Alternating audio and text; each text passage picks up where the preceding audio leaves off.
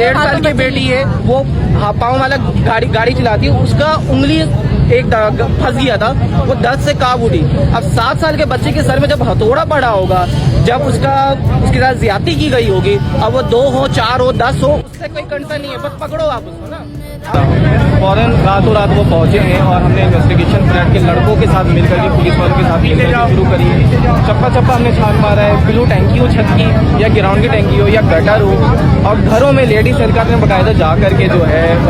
हर एक अलमारी से लेकर बिस्तर के नीचे तक चीज़ों को देखा है। कुछ घरों में जो है वो प्रॉपर चेकिंग नहीं हुई, वो एक अलग इख्तलाफ है। लेकिन जब सारिम की बॉडी उस टैंकी से मिली, जिस टैंकी के अंदर मैंने खुद भी झाँका था,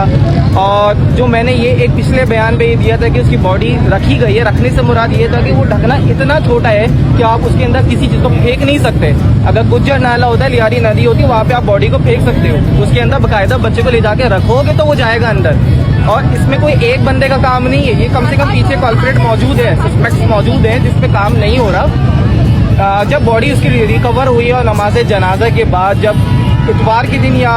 कुछ दिन याद नहीं पड़ रहा, जब वो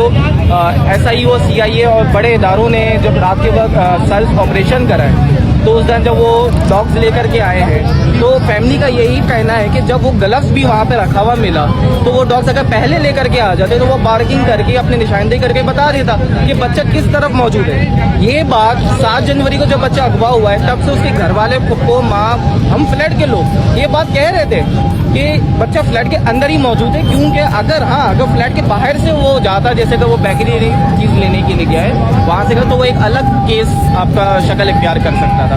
अब हमारे फ्लैट के अंदर मस्जिद भी है, जिसमें जुम्मे की नमाज, मदरसा मौजूद है, और फ्लैट के अंदर करियाना स्टोर भी है। मेजॉरिटी जितने भी लोग हैं, मेरी वाइफ, मेरी बेटी खुद वहीं से चीज लेती है, हमें बाहर जाने की जरूरत ही नहीं पड़ती।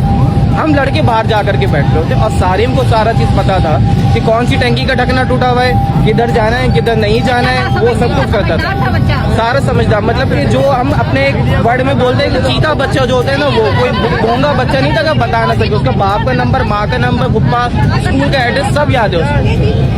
अब बात यहाँ पर सारी आ रही है कि अब वो मरा, अब मरने के बाद उसके साथ इतनी बेदर्दी से, अगर जिसको भी मारना था, ठीक है, जो भी वो इस गंदी नस्ल से था जिसने मारा,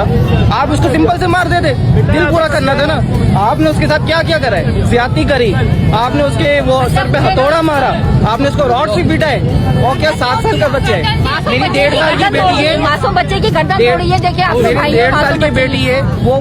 पाँव वाला गाड़ी चलाती है, उसका उंगली एक फंस गया था, वो दर्द से काब उठी। अब 7 साल के बच्चे के सर में जब हथौड़ा पड़ा होगा, जब उसके साथ ज्यादती की गई होगी, अब वो 2 हो 4 हो 10 हो, उससे कोई कंसर्न नहीं है, बस पकड़ो आप उसको ना। अब ये मामला ये नहीं, अगर वो बच्चा बाहर होता अगवा, फ्लैट के कोई बंदे, इवन के मुझे भी कोई फर्क नहीं पड़ना था, कराची इतना बड़ा अगवा हो गया, बात ये है।